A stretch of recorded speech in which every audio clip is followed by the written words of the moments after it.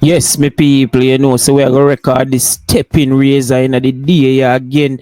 You see what me I say? We got to work already. Yeah, man. All you have to do is just put a like on the video. You know what I mean? Shit, you gun, but you gun for the yellow ones in your yard. The cat and the dog. Yard and a broad.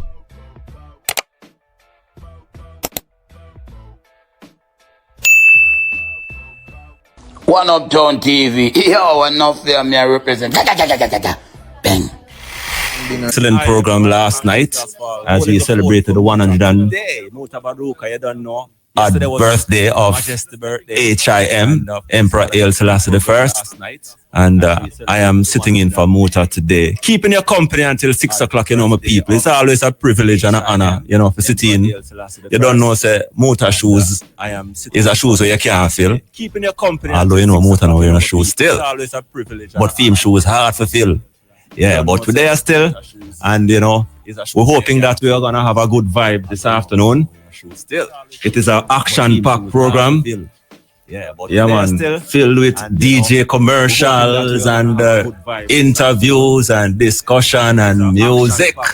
Yeah, man, so it's going to be a nice afternoon, as I continue to hold the fort until the great man come back next week still. But it has been a while since I do something like this. So we're there still. So everything is good, we in Kingston. You don't know, so IRFM is have its satellite, A while. So you don't know, so we're up on a satellite station and I do a thing, you understand? Yeah, man. So so much things to talk about. Of course, today we'll be having we'll be having coming up shortly an OB or another link from the Ministry of Health, and that will come up shortly. And of course, after that, today we'll be also having our court feature around 4 o'clock. And also, you don't know, so IRFM celebrating 35 years this year, August 1, and we'll continue to reflect on IRFM's existence from its birth in 1990. And today we'll be having another discussion. This time, a man who can tell you so much that went on behind the scenes. You have heard a lot of what happened above the scenes or in the scenes, but behind the scenes. And we'll be speaking with none other than the marketing manager of IRFM, Brian Schmidt. Yeah, man, he will step in the studio and we're going to have a little discussion about the early days of trying to market IRFM. Yeah, man, that is going to be an interesting story. So look forward to that. Yeah, man, so much things in the air swirling about, in terms of topical issues. We know say the election thing is in the air right now, and we see the two major political parties I do them thing, gearing up for election. Many people predict say it will happen in the first week of September. Political parties, because I do them thing, based on what is happening, it will be 5 years to the date in September, early September, and we are anticipating that election will be at about that time, but we have been hearing some talk that it can go as far as December actually. And it's gonna be an interesting time from here on in. But either way, it will be within the next 6 months. It's gonna be so we'll see. We'll see how that goes. But things have been, either way, very, very topical. 6 months. And we're gonna take a quick break, and we'll return and sort out some little technical issues as we dive into what should be a wonderful program here today. We'll return, and then Kerry go bring come some Jamaican, sayings that has been, within our culture, and of course it was brought forward into song by Justin Hines, one of the great singers back in the 1960s for Jamaica. Yeah, man. So, yeah, man, of course, we started off with Stranger Cole, another big hit from in the 60s, Song we name Rough and Tough. Yeah, man, these songs are in legend. So you don't know, so we have to feature these songs as well on the Stepping Razor, stepping straight into the first break on the program today. And when we come back, we should be heading into another link from the Ministry of Health.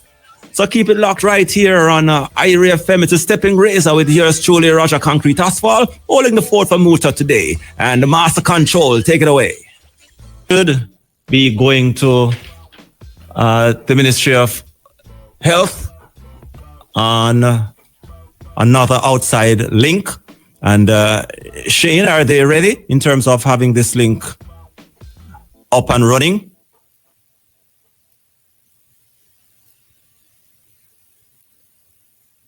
All right, so ready. All right. So IRFM now presents another link from the Ministry of Health outside broadcast. Over to you. All right. Hey, Roger. It's been a while. How are you? I'm doing fine, thanks. And what's going on with you now? So we're there, and it's been a good day. It's been a very good day, a good step forward as it relates to the health sector. We're here for the handing over ceremony of some medical equipment, medical imaging equipment. This is a handing over ceremony that took place earlier. We saw the likes of many medical professionals, including Dr. Christopher Tufton, the Minister of Health himself, was actually on location. Now, this is a part of the ongoing efforts to improve primary healthcare delivery in Jamaica. And it's a major move because Jamaicans overall have always called for this, the improvement in healthcare. So this today was a major move. They actually handed over 20 pieces of critical medical imaging equipment to 5 health centers across the region, the 3 regional health authorities. And these equipment would actually help to make diagnosing persons a lot faster. And this is a major step forward. We have to congratulate the ministry on doing this. So we look forward to, the positive impact that this new equipment will leave and have in our diagnostic services and patient care. So we actually have online with me today. He's a very special gentleman. He's Dr. Irving Mackenzie. He's the Chief Dental Officer at the Ministry of Health. Welcome to the airwaves of IRFM. Thank you very much. Nice being on IRFM this evening. It's nice having you. Okay, so the ceremony came and it went, but tell us, will this new equipment fit into the ministry's plans to transform healthcare, and how important and significant are local and international partnerships in making initiatives like this possible? Okay, so first of all, as we talk about the ministry's plan in terms of healthcare, as you noticed today, we were primarily addressing primary healthcare. And primary healthcare basically is the foundation or bedrock of any good and progressive healthcare system. In primary healthcare, you're looking at about over 300 different health facilities spread out across the length and breadth of Jamaica. And for dentistry, you're talking about 82 health facilities.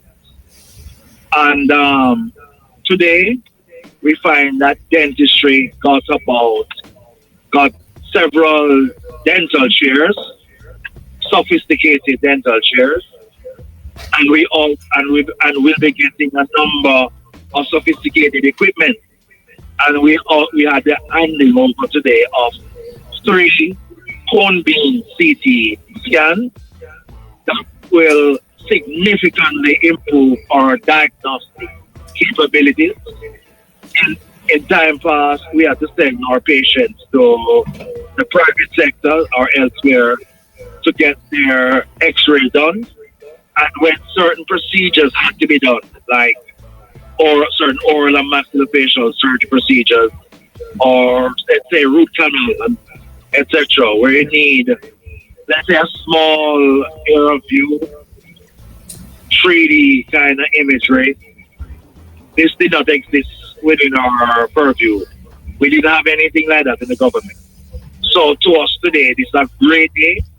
It is very, very important, very special to dentistry, because now we'll be able to expand the suite of services that are offered in the primary care sitting, and we'll be able to see a lot more patients.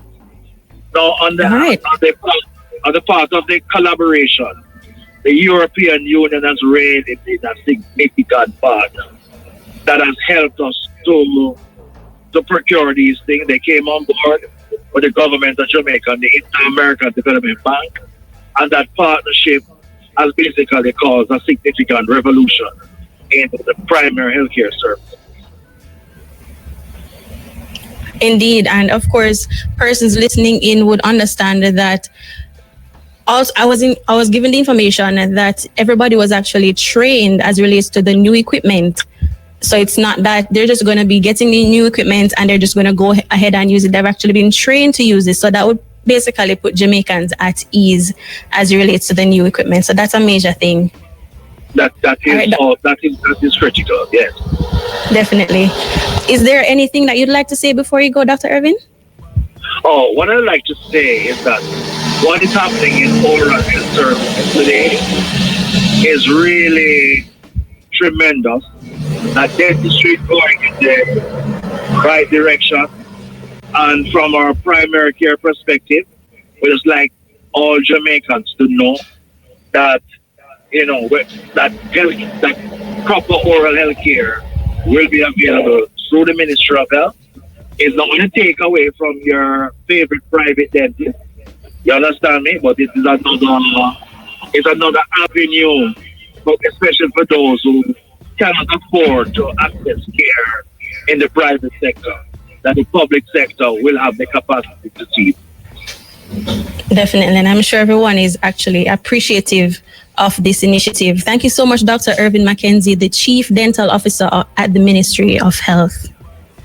Thank you very much for having me. Not a problem. So we're going to be turning things over to you in studio, Roger, because this is the final link here at the Senans Bay Health Center for the handing over ceremony of medical imaging equipment. So I have to shout out my team on location, Mr. Gregory White, and of course, Bigger, my engineers on location, and Rashona Fitzenley and Brian Schmidt, my producers in studio. Of course, this link was brought to you by the Ministry of Health and Wellness and the Health System Strengthening Program, HSSP, transforming healthcare for a better future. Back to you.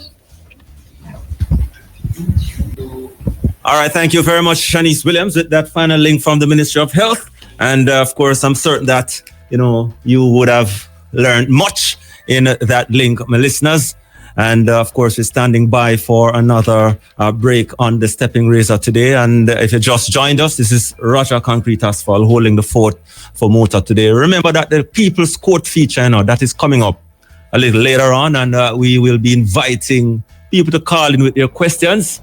And today we'll be speaking with Attorney at Law Richard Goldburn, and we're going to look at the role of an attorney when purchasing a house or property in Jamaica. Make sure you listen out for that, because, sometimes we choose to go about the thing in some different way from, and in terms of legal. And sometimes, you just need to ensure that you do the right thing. So make sure you catch that feature at 4:00. The topic, the role of the attorney when purchasing a house and property in Jamaica. Right, my people? So, all right. So here we know we will be taking a break. And of course, it's a long program going until 6:00, and I keeping your company today with so much things to say and so much things to do. So we're going to take the break, and then we come back. We discuss some more social issues, drop a music or two before the news and sports break, and then we return with much more action. So let's take a break, and we'll be back with much more on the Stepping Razor with Eyes. Yours truly, Roger Concrete Asphalt. ABC Electrical Sales, total source for... we are at the end of July. Yesterday was His Majesty's birthday. You don't know, August 1 will be IRFM's birthday, as well as, Emancipation Day. I want to pick up everybody downtown, especially down in the markets.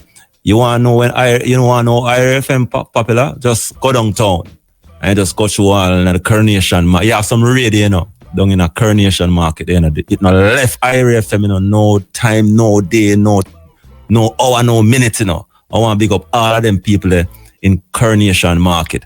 Coronation Market, if you please, the original name, the real name, but you don't know. We as town people who love say Coronation Market. Yeah, man, big up on yourself downtown and Barry Street and environs and all those, people down in the district area, the commercial district area of Kingston, bless up on yourself. You are the ones who continue to make IRFM number one. We have a short window, and one of the topics that, has been in the radar in recent times is the fact that legislators, they are recommending a total ban on advertising or display of tobacco products. So that means that very soon, people, business operators, shops and supermarkets and wholesalers, they won't be able to display any tobacco products. So like how now you can go in a certain place and you see it on display and you see the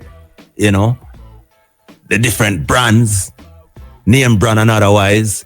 You won't see that again if they push through this legislation. And I don't really have a problem with it. No, what me have a problem with it is I don't think they are enforcing the smoking in public places law. It sometimes, when I say a man can't smoke, and a man, because we don't know everybody go through for them thing. And a man can't, but do me a beg, man, stop. You have some people, say they are stadium, and they just come right beside you and drops, light up a spliff, light up a cigarette. And I think the law was put in place to prevent things like these. I don't see no enforcement of that. People will say, boy, this is Jamaica and this is, you relax back and we kind of down to earth. But sometimes I just feel, say, that is one of the law wouldn't really be enforced. And I don't have anything against anybody who smoke, I mean, your problem. As a man who used to smoke the ganja myself, long time ago still, you know that. But, oh God, man, go one side, man. If you feel like you want a pull, or you want a little, a little whizzy, or you want a little cigarette, forget your meds straight and whatever. I don't think it is necessary for you to just be out in the public, and especially with a large amount of people gathered. You just feel you can just come sit down and light up. It's not everybody will be pleased with that. You understand? You can't go one side and do your thing. That is my view. So the legislators, as I said, they have been pushing forward a recommendation for the total ban on advertising. And we see here where the lawmakers, during the sitting on Tuesday at the Parliament, examining the Tobacco Control Act, accepted a proposal for total ban on promotion and advertising of tobacco products. And this would mean that wholesalers, retailers would not be allowed to display posters of tobacco products or even display them on shelves in cases. Okay, all right, nothing wrong with that. The JSC, chaired by Minister of Health, Dr. Chris Tufton, has been meeting for several years. Its deliberation interrupted by the COVID-19 pandemic, and it held its last meeting last Tuesday. Members agreed to sign and submit a final report to the clerk of the House of Parliament. They acknowledge that it will be the Parliament convened after the upcoming general election again. So a lot of things being put off through the election. I'm gonna pick up on this discussion because we're coming up on news. So let's take this and then we head over to the news and sports department.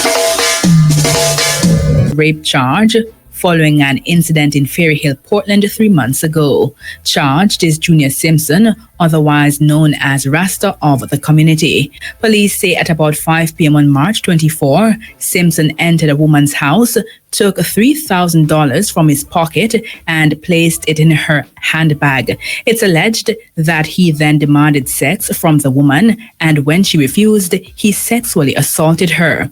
Following the ordeal, the woman made a report to the police. An investigation was launched and Simpson was taken into custody on Thursday, July 17. He was charged on Tuesday, July 22. Police say Simpson also gave a confession statement. His court date is being finalized. With the fourth phase of the ban on specific types of single-use plastic products now in effect, manufacturers, distributors, and importers are being urged to offer more environmentally friendly alternatives to consumers. Chief Technical Director of Development Planning, Environment Policy and Management in the Ministry of Economic Growth and Job Creation, Gillian Guthrie said plastics are non-biodegradable products that can take decades to decompose. She said using more environmentally friendly products will cost a little more upfront, but over the long term, the benefits will be far greater. Ms. Guthrie further encouraged consumers to play their part by urging businesses to stock more sustainable options. In news overseas, Jeffrey Epstein's longtime associate, Ghislaine Maxwell, is meeting U.S. Justice Department officials as pressure grows on the Donald Trump administration to release files linked to the disgraced financier's sex trafficking network. CBS News reports that the meeting will take place in Florida, where Maxwell is serving a 20-year sentence for sex trafficking. Deputy Attorney General Todd Blanche had said he planned to speak to Maxwell about any information she had on other people whom Epstein may have helped sexually abuse girls. Maxwell's lawyer reportedly told the BBC that she was looking forward to her meeting, which could help determine whether she will testify before Congress. The latest developments come as interest has switched back to Maxwell, a convicted sex trafficker in prison for helping Epstein abuse young girls. Calls have grown from the public, including President Trump's loyal supporters and lawmakers, for the Justice Department to release files related to the Epstein case. Finally, Kenya's police watchdog has accused officers of using disproportionate force to quell a recent series of protests during which 65 people died. In a report released on Thursday, the Independent Policing Oversight Authority linked most of the deaths to actions by the police. It also highlighted the role of opportunists who infiltrated the protests. Over the past 6 weeks, there have been 4 separate days of demonstrations which were called over police brutality and anger at government policies. The report says the first in the capital Nairobi on June 12 was largely peaceful. It followed the death in custody of a young teacher and blogger, which the police initially said was a result of self-inflicted injuries. Since then, 3 police officers have been charged with his murder. Those were the local and international headlines. Major news is next at 5:45. From the IRFM newsroom, I'm Maisha Brody. Like public places like stadium as well during that segment. And the topic today is the role of an attorney when purchasing a house or property. And we'll be having a chat with Richard Goldburn, attorney at law and a licensed real estate agent. So this is very informative, and I think we really need to tune in for that, because a lot of people, in terms of property, and they make a lot of mistakes, and there's no law basically for you to have a lawyer, but to be on the safe side all the time, it is better to have some legal representation, and we'll discuss that topic at 4 o'clock. So we're speaking about the whole proposed bill to ban tobacco advertising and promotion and total sponsorship. And, we hear from a number of the persons under a comprehensive ban, all advertising, promotion as well as sponsorship without exception would be banned, according to Cadian Birch, Chief Programs Officer of the Office of the Permanent Secretary in the Ministry of Health and Wellness. Of course, there were some deliberations from the Minister of Health. It prompted him to question if the ban would extend to cigarette products and sale inside glass displays at outlets such as service stations and so on. He asks, it's really a point of purchase kind of thing, and it really on the box as opposed to anywhere else. And would that be considered a partial ban or a full ban, according to Tufton and his question? And Bird said in a case like that, the display of the tobacco product or relevant product at retail point of sale would be banned. They would be have to keep it away from the public view. And she said the vendor could be allowed to have a list of the tobacco products available for sale, but not have it on public display. Government Senator Caban Gale wanted a distinction to be made between the advertising, promotion, and marketing of the product versus its display. Birch emphasized that a comprehensive ban means there is no display of the product wherever it is being sold. At that point, Tufton stated that in such a scenario, there is less of an incentive to purchase if the product was not on display. Opposition member of the JSC, Dr. Maurice Guy, medical doctor, pointed out that the intent of the committee is a total ban on cigarettes or tobacco use eventually. Wow. That kind of look revolutionary. I don't know how that would work. It's basically supporting the point or the position that we would like to have eventually where there is no use of tobacco or tobacco products. I don't know about that one day. Well, according to Government Senator Sophia Longmore, she's also a medical doctor. She stated that while there could be a constitutional challenge in the event of a total ban becomes law, the recommendation was on sound footing.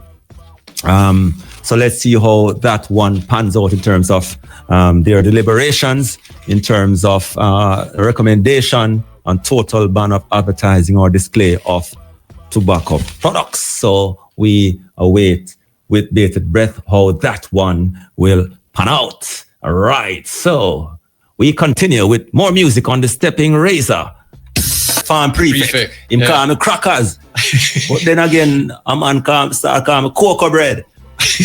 And every now and again, I walk by the road, cocoa bread. Yeah, man. I don't know now. When you have a last name like mine, you can start to guess what the nicknames were. Anyway, leave that alone. Brian Schmidt is here with us, man, the marketing manager for IRFM. You know what? We'll do a little preamble, because we need to set certain things straight. So, a legendary broadcaster who passed through IRFM, he had this to say recently, and then we're going to kick things off. So he's just using this as a preamble into our discussion about the early days of IRFM. All right, let us hear this legendary broadcaster, what he had to say, and the debates that have been generated over the couple of days since it was made.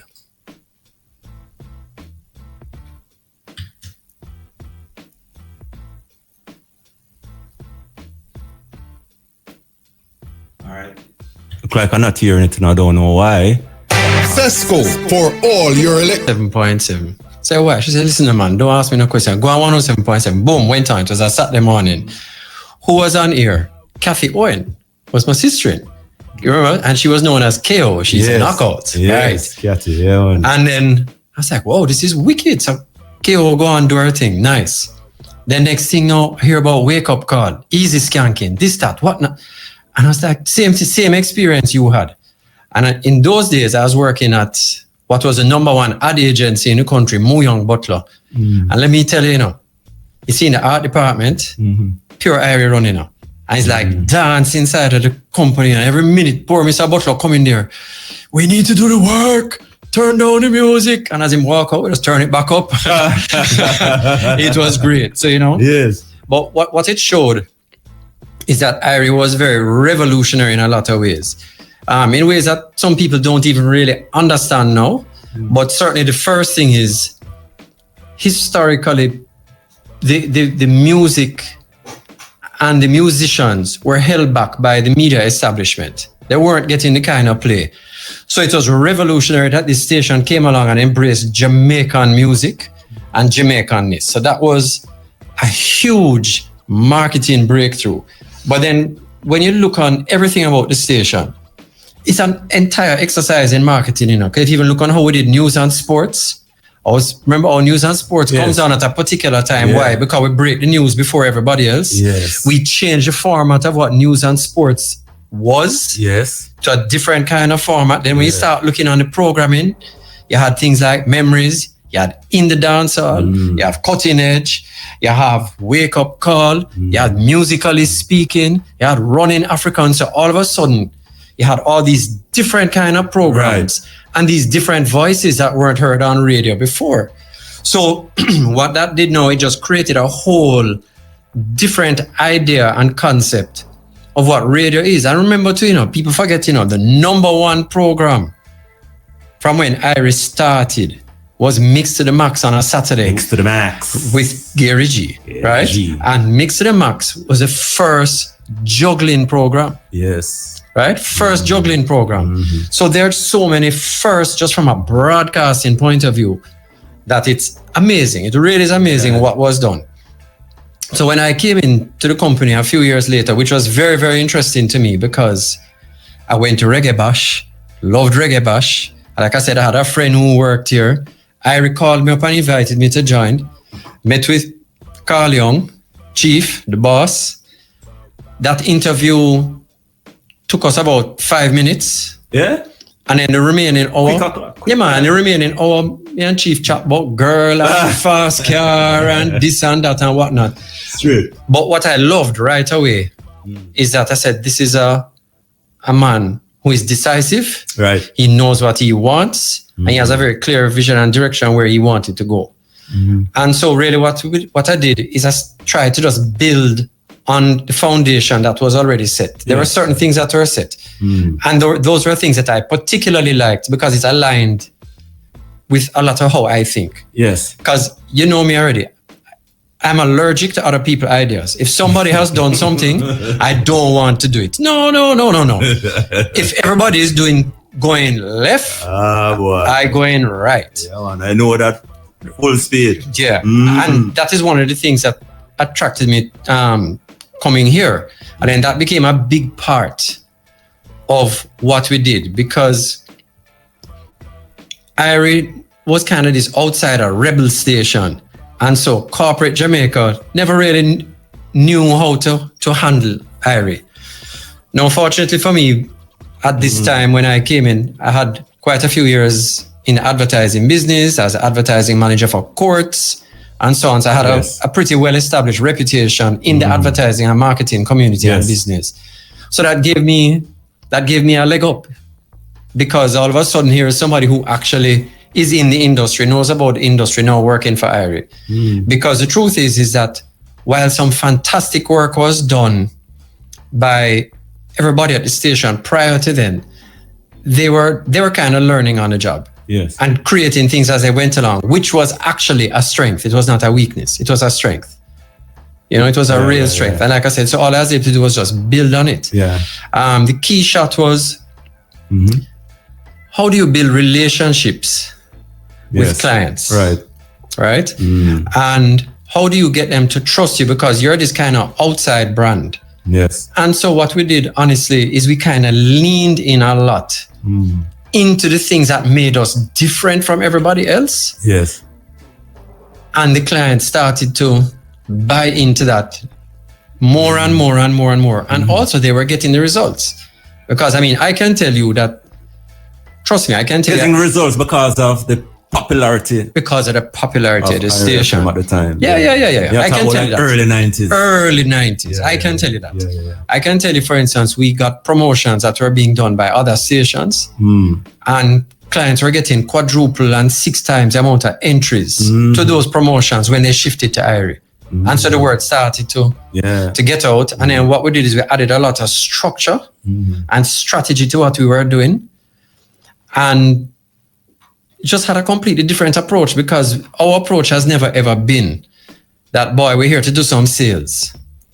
Our approach has always been is that we are an investment advisor to our clients. We are helping our clients invest their hard-earned and hard-fought for advertising and promotional dollar. All right, we have 7 minutes. So there were so much things I wanted to talk about, but I'm going to get through off. So IRFM being number one, there was a legendary broadcaster who passed through IRFM. We can't call him name, Ran Machette. He was viral recently saying that he was the one who made IRFM number one. No, I know, and I know it has generated some serious debate. And I want those to play the cup, but I don't know why it's not played. Maybe. No, man, that's okay. All right, so that's okay. But he took the responsibility of saying he was the one who made IRFM number one.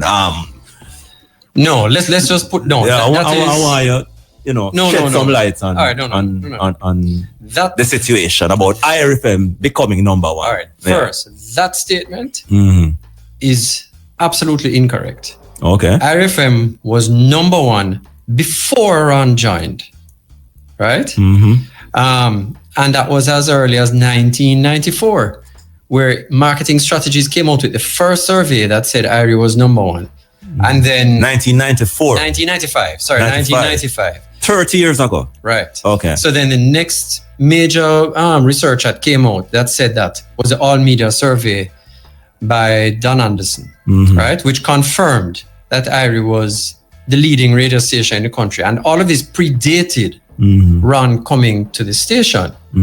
So he is incorrect in what he said. I was number one before Ron came here. Now, what Ron can say correctly is that the wake-up call was the number 2 morning program. It was a very, very close number 2 with Dion Mattis behind the Good Morning Man show, I think it was called, with Alan Magnus and Doreen, right?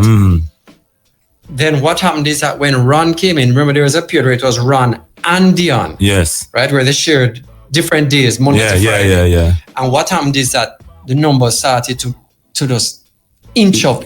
Right. And then Dion left Jamaica, and then Ron wound up having the show by Monday to Friday by himself. And in that period, our morning program then became the number 1 morning program. Okay, so it's a number 1 morning program. Yes. Now he can legitimately lay claim that he did a lot of the work that helped to push that program to number 1. But I wouldn't want to do any disservice to Dion, who did all the foundation work before that gave a base, a significant base, a platform to build on top of. But to say that he or any one broadcaster made IRI number 1, that would not be true. The only person who could begin to make that claim would be the gentleman we named earlier, Gary G, with Mix to the Max, because Mix to the Max was such a huge program. It was over 1 million listeners, you know.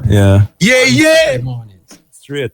Right? So the only person who ever had numbers like that before Gary was Barry G, when Barry G was Barry G in the 80s. Yeah, Barry G. Right? Yes, when Barry G was the boogeyman in the 80s. And I remember also the afternoon program where you started Iron Lion Zion. Every day, because we used to work at the post office them time, you know, as postman and them thing. Then every postman come off on the road just to go listen Iron Lion, because that was the intro song for Gary G afternoon time, and that was, I tell you, that used to sell out front town. Right. What the program the name again? The Jam. The Jam. The Jam. The Jam. Yeah, man. No, they sell off in the afternoon. Yeah. And then the thing is, so there's no one person, but I can say that Gary G's program was just so huge, but it was really a combination of the efforts of everybody. Yeah, combination of 3 minutes. I'm see I have a whole heap of points there. No, it's if you really want to talk about the marketing and advertising and promotion and first IRI. No, it's like you have to give me a full show in a bridge. I know. No. All right, let me see what I have on the paper, you know. All right, so 3 minutes. Well, can I give you a joke? Yes. The first marketing thing I ever did was Media Expo. As I came here, there was a Media Expo. So I said, okay, boom, we're going to a Media Expo, which was at the Pegasus. Believe you me, you know. 1, Media Expo RAM. Every radio station cost me. When I say I get cost out, you know, because the entire Media Expo was centered around IRI's booth, which was just crazy and different. Yes. And then next thing, we made the news the next day. Clovis did a cartoon where you see people are choked to death coming out of Pegasus from ganja smoke. Because all the people, when they come in and start light up the chalice in the place, you know, hear me to myself now, Roger. Jeez, your crime. I'm in this job for what? Couple of weeks and I lose the work already. Look here, man. When Mr. Young heard what happened, he laugh him, say, yes, man, you know what we did? We kicked some. You know what? He was an unusual man. Very unusual, man. Boy, I tell you, that's what I heard, you know. I'm son bring me come at IRFM chat. So yeah, man. But you know, I'd want to say this though. And this is very important. You see, creativity. Yes. Creativity is our engine at IRFM. You see, results, laughter, fun, vibes, that is our oxygen. Yes. But you know what is our fuel? Results and relationships. Because without the relationships with the clients and giving them the results, we don't have anything. And that is our fuel, because that's what we are concerned about. Yes. It's nice to be number one and all of that. Yeah, great, wonderful. But the greatest feeling in the world, and you talk to any of our sales reps, Yes. any of our people in programs and so on, the greatest feeling in the world is when a client comes to you and say, you know something, what you guys did for me, it worked. Yes. That's the most important thing, because we're here to serve. We're here to serve our listeners, and we're here to serve our advertisers. Our clients. Certainly. In wrapping up, in a nutshell, just any additional thing you might want to leave with us. I think we did revolutionize the industry as the kind of radio station we are, but we revolutionized what radio stations can do. The way we did outside broadcast, completely different. The fact of even having a music machine, starting the reggae machine, before you had the enforcer and shockwave and all. Yeah, we did that. Reggae bash. People don't understand the power of our reggae bash. Yes. No artist was signed internationally if you did not perform on reggae bash. If you are not good enough to perform on reggae bash, you are not good to be signed by a label. Yes. Right? That's not conjecture. That is fact. So a lot of people don't even understand how big and how powerful and how important IRFM is, not just to media, but to the music industry and to the culture. The culture, and to the very culture. importantly, the culture. Yeah. The culture and the psyche, even the psyche of the nation. Absolutely. Yeah, man. But Brian, Jano, there are so much things we can, as I say, if we really should sit down and discuss IRFM, it will take a whole program. But sometimes good things comes in small packages, and this is one of them. That's what she said. Yeah. I tell you. But give thanks still. Give thanks, Brian Schmidt, the marketing manager for IRFM. Give us a real synopsis of the real history of IRFM, and especially from marketing the station point of view. So give thanks, Brian, and we'll back up again. Thanks. Enough respect. I must give one quick shout out, Raj. Yes. You see Corinne Stewart? Corinne, you see the work that lady did in the early days to set a foundation with clients. Yes. Amazing. Right. Amazing. Big up, Corinne. Can't forget that. All right, give thanks, Brian. Marketing manager, IRFM.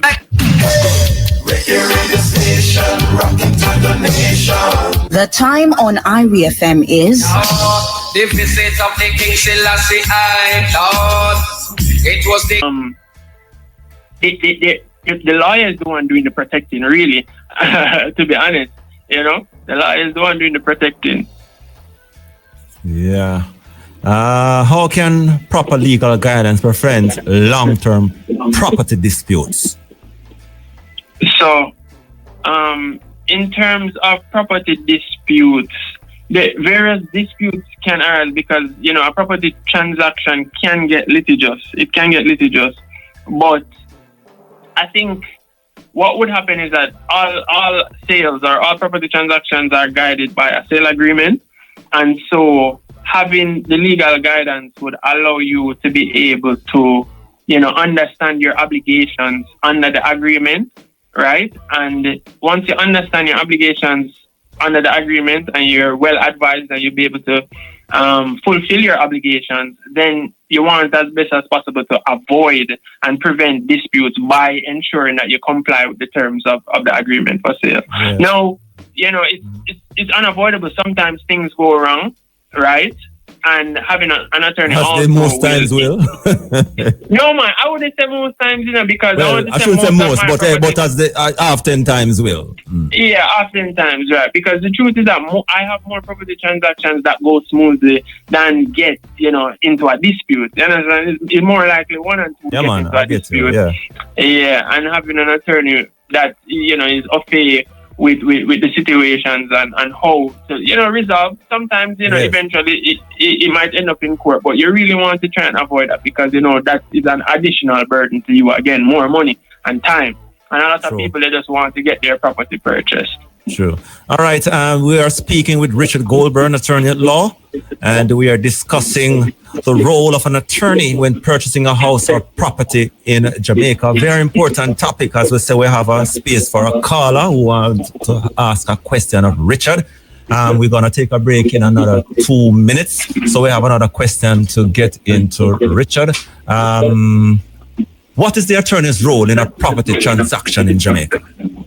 Well, I would have kind of alluded to it earlier, but it's really to protect your interest. You know, there is an administrative role as well, because when you're purchasing property, there's one, the legal document, which is the agreement for sale, which has to be reviewed. I understand that it has to be reviewed and ensure that, you know, you're well compliant with the terms of it, because if you're not, the transaction may fall through and you may lose money. So that is one. So the agreement for sale. You also have the various reports from professionals. So, for example, if you're relying on mortgage financing, the bank is going to mandate that you do a valuation report. And the attorney has to check that valuation report to ensure that, you know, based off the estimated market value of the property and the loan that you're willing to take, that you're trying to take, it matches up. And if it doesn't, what are the implications of that?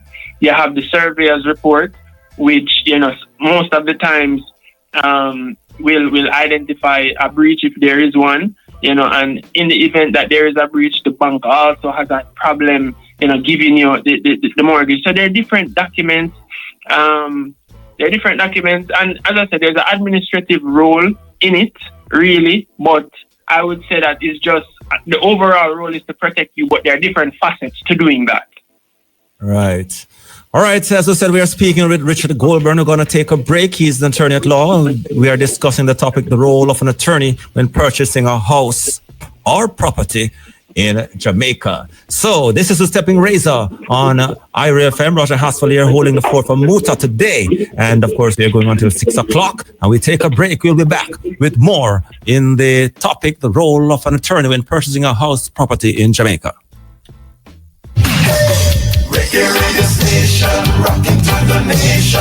The time on IRFM. Does a lawyer really handle? Okay, so I think the most important one is the title in the event that it is registered property. For the purpose of this conversation, we're going to focus on registered property. So the title, most importantly. So I would say in order of priority after the title is when you get to that stage, the agreement for sale, because that really governs how the transaction will go. You know, if it's a cash transaction, if it's a mortgage transaction, the time and all the terms of the transaction. But also, you know, the attorney does due diligence checks to ensure that, you know, there are no encumbrances on the property, there are no caveats which can prevent the registration and the type of caveats.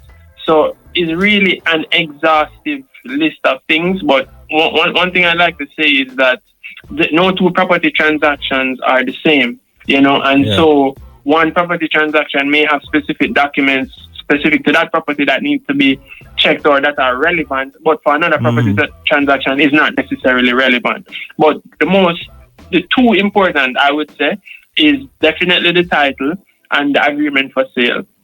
And there are other, you know, there are other documents that do come into play, like the instrument of transfer, but typically once you have a good attorney, you will break it down and explain what each of the documents really are, you know? And then how do the attorney ensure that the property has a clean title?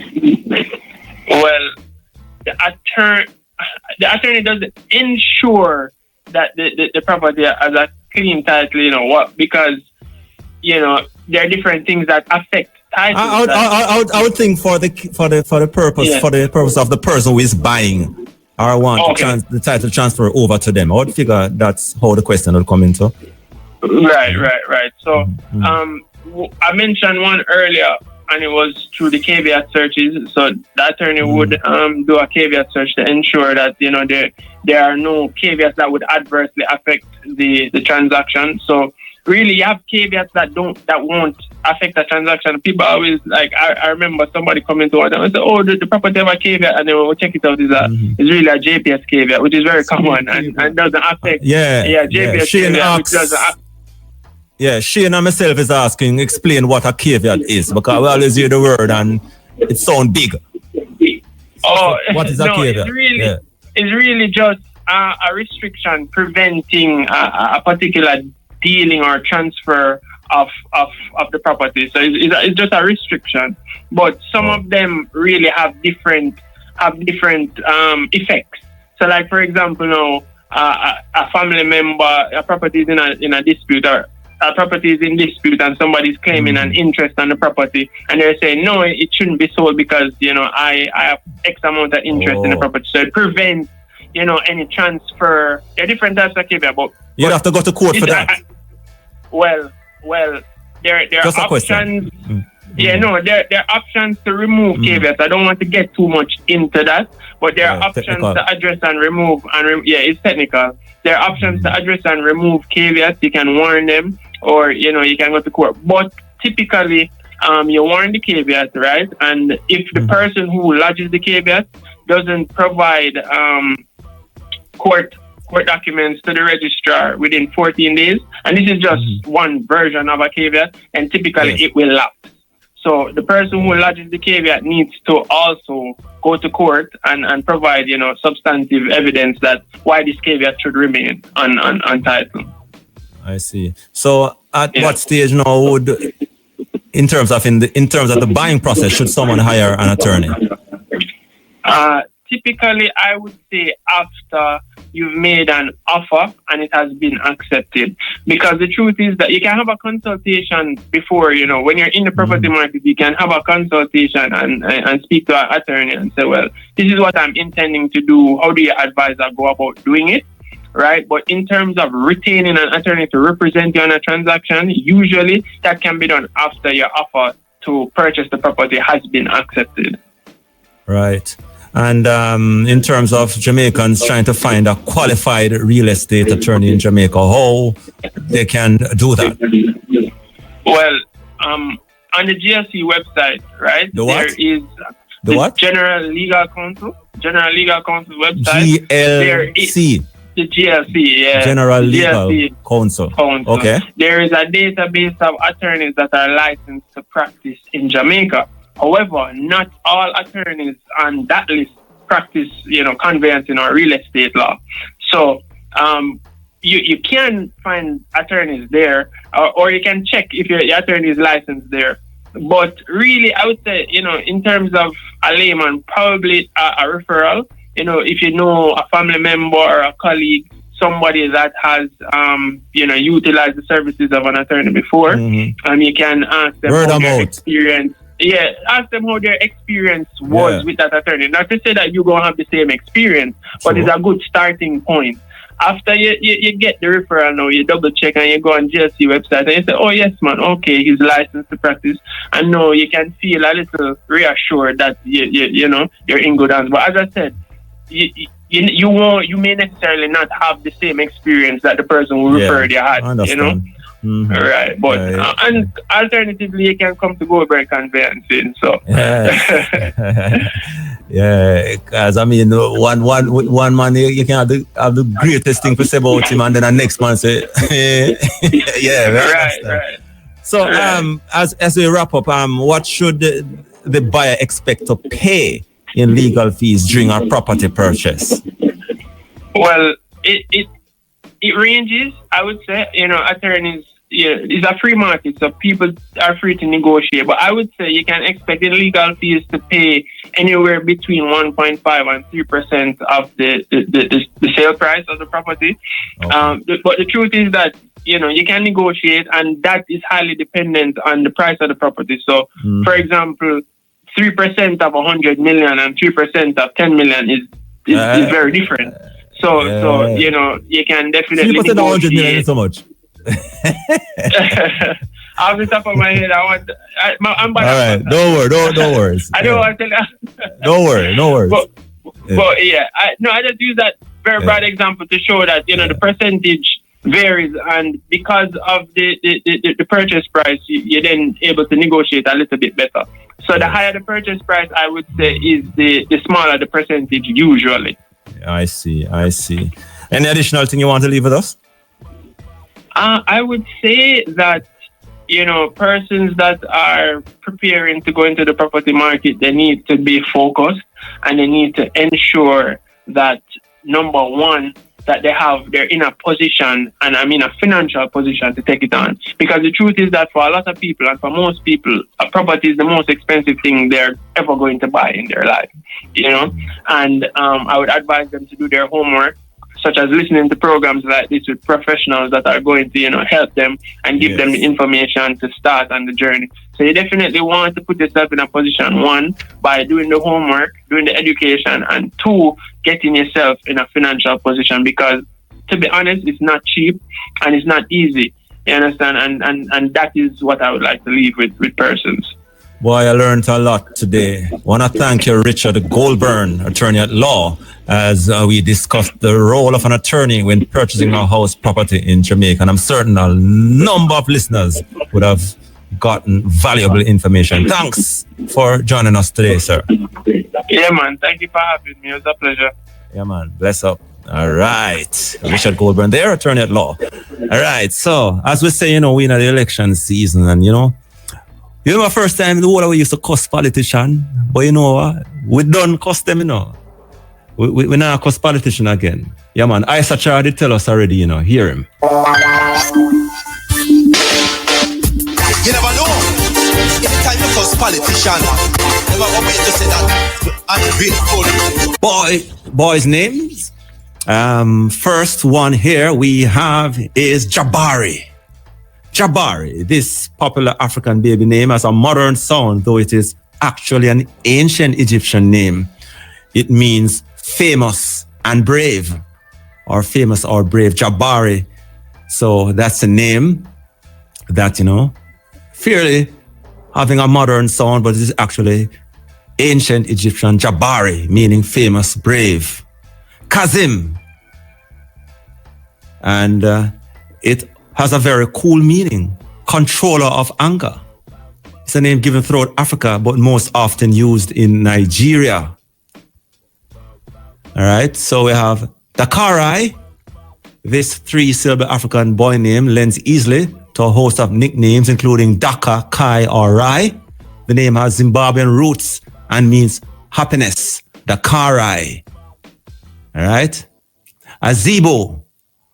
The Malawian name, meaning earth, also has a youth connotation in Nigeria, meaning this cute baby boy name, an extra special choice, Azibo. All right. Also, let's check some other boys' name. We have Omari in Swahili. This African boy means God the highest, from the Egyptian highborn. Two related meanings worthy of a special little boy. Salim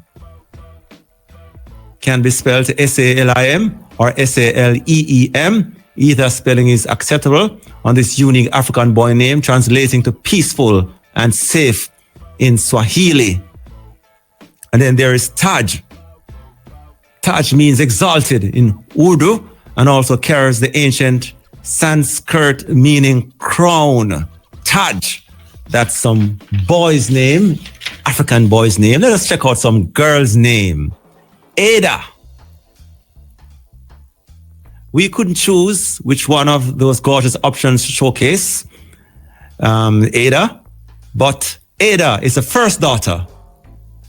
And also there's a derivative of Eva, Adana. Her father's daughter is Swahili. So Ada is the first daughter, and Adana is father's daughter. We have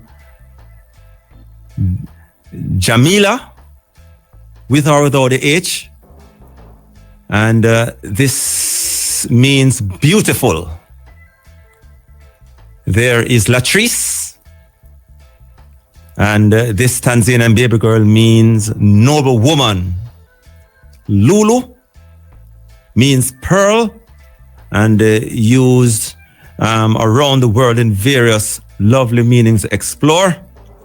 Mashel, meaning who resembles God. And there is Malaika. One you have likely heard, this popular African girl name belongs to Kardashian, BFF, and meaning queen. Also, let us check out some other African girls' names. Makina, well known around the globe, but its African meaning is happy one. There is Nima, the Swahili meaning born in prosperity. Yeah. There is Tamala. This is a unique African name for girls mean dark tree. For a moody nature name, any little one will grow proudly into. And there is Taylor, with a rhyme more widely used with Kayla. And it translates to she has been seen. Yes, indeed.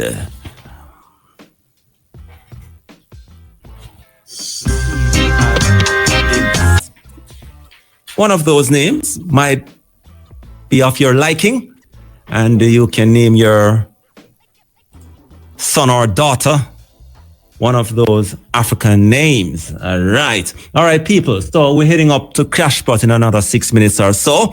And just reminded that this is a Stepping Razor. And if you just joined us, this is Roger Asphalt, Concrete Asphalt, rolling a port promoter today. And, for years, I've been searching for this song. I couldn't believe I'm a bucket up the other day. Yeah, man. You don't know, say, it's August 17th, another IRFM flagship event is coming up. Marcus Garvey celebrations, August 17. Make sure you gear up for that, August 17. All right? So remember that. But this is a song where is when me a teenager, that was the last time I hear it. I search for it, and it just pop up and I finally find it. Yeah, man. A lot of people in my age group or above my age group will remember this song. It's from the late, great Bagger Brown. And also a part of the track is Tiger and the Jays. And they are singing about Daddy Marcus. Yes, man. Yeah, man. Run things. Yeah, good evening. Simon. What's Simon, what a go on? Yes, man. Stepping Razor, that a go on. Of course. But I listen to teacher already, and like they must say, when I time when Rastafari movements rise up, Marcus, write a letter in my office and send go to the British and say, careful, Don't Empire might look for a big stone and come over there because of movements of Rastafari. People, it kind of come to prominence. So, would I love to see more of the old, some kind of Rastafari movements come to the fore to same way with the Pan-Africans and the Marcus Garvey. We are doing the thing. We give thanks for the movement. Them. Of course. Some of them kind of want some watering, like, we want some time after. Keep that. Where's that? Keep that? Yeah, man. So the weather down from your side. Oh, yeah, man. The weather good, man. The weather good.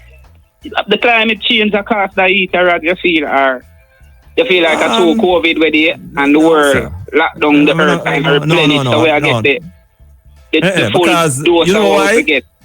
Because this is traditionally, in terms of you study the season, the science shows this time of the year is usually summer. And I've been to hotter places than Jamaica. Trust me, I've been to places in the world where, I tell you, Jamaica, the hottest Jamaica weather coming like winter to them weather. Yeah, but otherwise from them weather they to have to be a stand up in a long for you get the full dose. But them weather you know it's piercing my day. Man, you not change, man. What would be unusual if and then what you could attribute to climate change is if in December something like this happen. That time of year there. That is when you should be concerned because that would be like a turn back thing, a El Nino kind of thing. You understand? That would be climate change. But the regular season where science over thousands and thousands of years shows the season. So them extra flood in them flood time and the extra sun like in a summer nowadays a regular thing them thing. Yeah, no, just a regular pattern of how the whole system, the earth system set up. But we now dispute say in terms of what you talk about, we're man-made issues have affected the weather.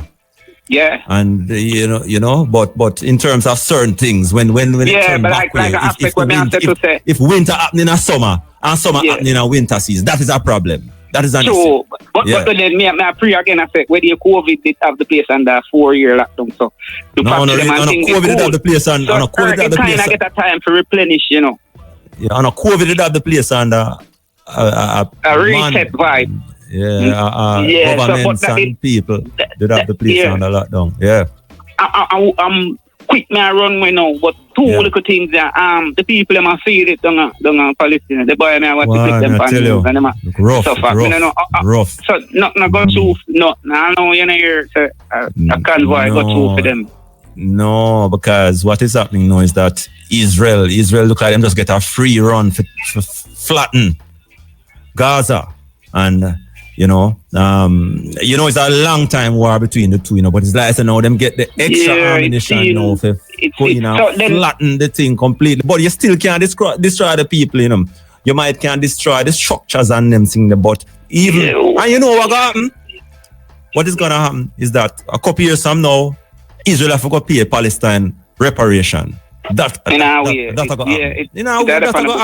It's only we alone, black people, not get recompense in terms of recommendation. Yeah, man. But every other races where go through genocides like these, them get them reparation. And it's all going to happen with Palestine. What chance it? I hope. Because they have the money and waste for all them poor thing and things. Thanks for the time. Hear about it. Yeah, man. Give thanks, brother. Give thanks. Give thanks. I'm out. Yes, I'm out. Well, like the man I'm out to build up back the vibes of the 1980s. Bring back certain, That's you get that feeling that some dividing of the people are going right now. You get that feeling? Yeah, I get that feeling that because the hungriness, I will put the hungriness to them hungry for power and all them things there.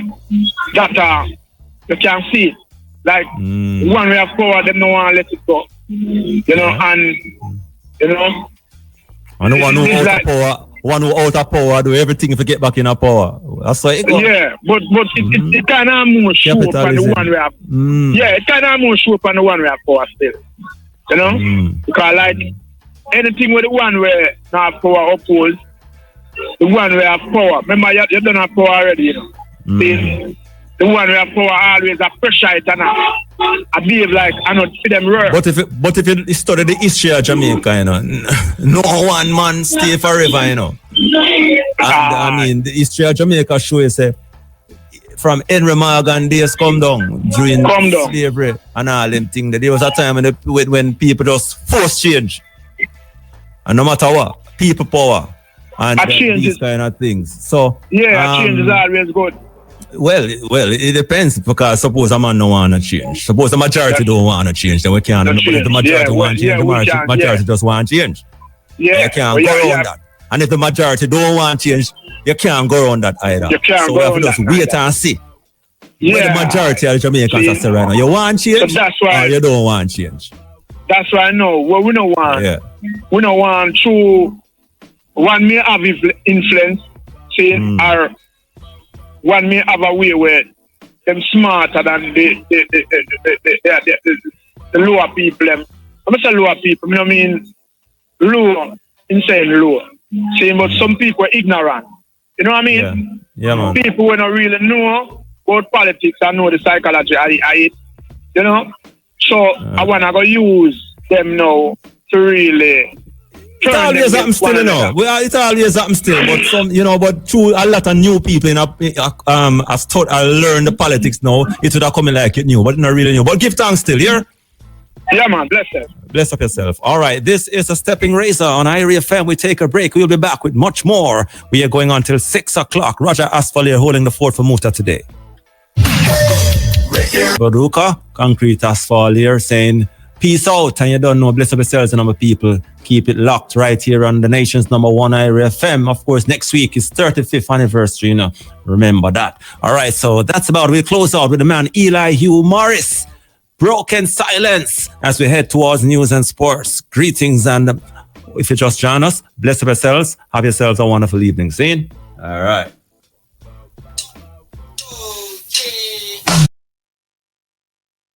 One Uptown TV. Yo, enough there, me I represent. Bang. One Uptown TV. Yo, enough there, me I represent. Bang. Being representing a man for Uptown TV. Bad we bad Gaza, bad we bad. Bad we bad Gaza.